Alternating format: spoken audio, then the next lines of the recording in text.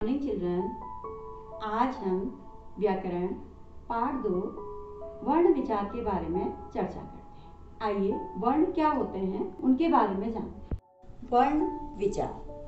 वर्ण, अब हम जानेंगे वर्ण क्या होते हैं। ठीक है, वर्ण भाषा की सबसे छोटी इकाई को कहते हैं और इन्हीं वर्णों के समूह को हम क्या कहते हैं? वर्णमाला कहते हैं। अब बेटा इस प्रकार वह छोटी से छोटी ध्वनि जिसके टुकड़े नहीं किए जा सकते हैं वे वर्ण कहलाते हैं। अभी हमने जाना कि इन्हीं वर्णों के समूह को हम क्या कहेंगे? वर्णमाला कहते हैं। हिंदी में बेटा वर्णों को अक्षर भी कहा जाता है। वर्ण के दो भेद हैं। क्या क्या हैं? स्वर और व्यंजन। अब सबसे पहले हम जानेंगे कि स्वर क्या होते हैं। स्वर, जिन वर्णों का उच्चारण बिना किसी अन्य वर्ण की सहायता से किया जाता है वे स्वर कहलाते हैं। अब या हम ये भी कह सकते हैं स्वर जो है इनके उच्चारण में ये स्वतंत्र होते हैं और इनके उच्चारण में हमें किसी अन्य या किसी दूसरे स्वर की आवश्यकता नहीं पड़ती। स्वरों की संख्या 11 है। क्या क्या है वो? अ, आ, ई, उ, ऋ, ए, ऐ, ओ, औ। अब क्या हो गए? ये कुल 11 हो गए। स्वरों का वर्गीकरण बेटा, स्वरों का वर्गीकरण भी किया गया है। स्वरों को 3 आधारों पर ये बांटा भी गया है। वो क्या क्या है? ह्रस्व स्वर, दीर्घ स्वर और प्लुत स्वर। अब ह्रस्व स्वर और दीर्घ स्वर आपके सिलेबस में दिया गया है लेकिन प्लुत स्वर नहीं दिया है। तो लेकिन आप जान लीजिए कि स्वर जो है, स्वरों का वर्गीकरण 3 आधारों पर किया गया है। अब सबसे पहले हम जानेंगे कि ह्रस्व स्वर क्या है। ह्रस्व स्वर बेटा हम उनको कहते हैं जिन स्वरों के उच्चारण में हमें कम समय लगता है उन्हें हम क्या कहते हैं? ह्रस्व स्वर कहते हैं। इनकी संख्या कितनी है? 4। क्या क्या है वो? क्या क्या है? अ, इ, उ, ऋ। अब ये क्या हो गए? ये क्या हो गए? 4। अब दूसरा हम जानेंगे दीर्घ स्वर के बारे में। दीर्घ स्वर वो होते हैं जिन स्वरों के उच्चारण में हमें ह्रस्व स्वर से दुगुना समय लगता है। अर्थात बेटा कहने का मतलब ये है कि जितना समय हमें इनके उच्चारण में जो है हमें ह्रस्व स्वरों के उच्चारण में कम समय लगता है और इनके उच्चारण से हमें इन दीर्घ स्वरों के उच्चारण में हमें दुगुना समय लगता है। वो क्या क्या है? आ, ई, उ, ए, ऐ, ओ, औ। तो अब बेटा ये टोटल कितने हो गए? 4 ये थे, आपको बताया था अभी। ये कितने हैं? 1, 2, 3, 4, 5, 6, 7। तो टोटल 4 और 7 मिला के कितने हो गए? 11 हो गए। अब लास्ट बचा हमारा प्लुत स्वर। प्लुत स्वर वो होते हैं बेटा जिन स्वरों के उच्चारण में हमें ह्रस्व स्वर से तिगुना समय लगता है उनको हम क्या कहते हैं? प्लुत स्वर कहते हैं। जैसे ओ, या हम क्या करते हैं कभी जब गीत गाते हैं या गाना गाते हैं तो उसमें भी हम किसी स्वर को जब लंबा खींचते हैं तो वो भी क्या हो जाता है? तो प्लुत स्वर हो जाता है या उसे भी प्लुत स्वर कहते हैं। अब हमारे क्या बचे? अंक और अह। बेटा अंक को क्या कहा? यहाँ पे हम अनुस्वार के रूप में करते हैं और अह को हम विसर्ग के रूप में करते हैं। तो इन दोनों को हम क्या किसकी संख्या में रखा गया है? इनको अयोगवाह या इनको अयोगवाह कहते हैं। अब क्या है ये देखिए, जो योग न होने पर भी साथ रहे अंक और अह दोनों ध्वनियों में। ये क्या है? क्या बताया अभी मैंने आपको? अनुस्वार। और ये क्या है? ये चिन्ह किसका, मात्रा किसकी है? विसर्ग को अ के साथ जोड़कर लिखा जाता है। तो इसलिए इनको क्या कहते हैं? हम अयोगवाह कहते हैं। मतलब योग जिसमें होने के पर भी, योग न होने पर भी उनके साथ रहते हैं। पहला हमने क्या पढ़ा? स्वर।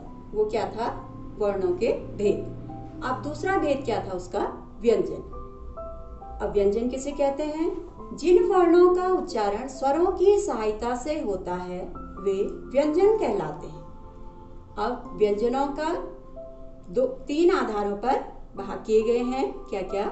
स्पर्श व्यंजन, अंतःस्थ व्यंजन और ऊष्म व्यंजन। अब सबसे पहले बेटा हम जानेंगे स्पर्श व्यंजन के बारे में। जिन व्यंजनों का उच्चारण करते समय श्वास मुख के विभिन्न स्थानों का स्पर्श करती हुई बाहर निकलती है, वे स्पर्श व्यंजन कहलाते हैं। अब इनकी टोटल संख्या, स्पर्श व्यंजनों की टोटल संख्या कितनी होती है? 25। ठीक है। अब हमारे जो 5 वर्ग हैं बेटा, क, च, ट, त, प, तो इन 5 वर्गों के जो क्या है, हमारे जो वर्ण हैं, उन्हें हम क्या कहते हैं? स्पर्श व्यंजन कहते हैं। वो क्या है? क से लेके म तक। अब दूसरा है हमारा अंतस्थ व्यंजन। अंतस्थ व्यंजन उनको कहते हैं जो हमारे वर्णमाला के बीच में आते हैं। ठीक है। अब वो क्या है? अब जैसे हमने कहा, पारंपरिक वर्णमाला के बीच में स्थित होने के कारण इन्हें अंतस्थ व्यंजन कहते हैं। और एक और है, इन व्यंजनों का जो अंतस्थ व्यंजन है के उच्चारण में श्वास का अवरोध बहुत कम होता है बेटा। जो हमारी जो श्वास जो निकलती है मुंह से, उसमें रुकावट भी कम होती है। वो क्या क्या है? य, र, ल और व।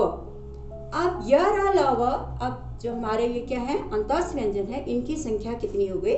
4। तीसरा है हमारा ऊष्म व्यंजन। ऊष्म व्यंजनों की संख्या 4 होती है। अब ऊष्म व्यंजन किन्हें कहते हैं?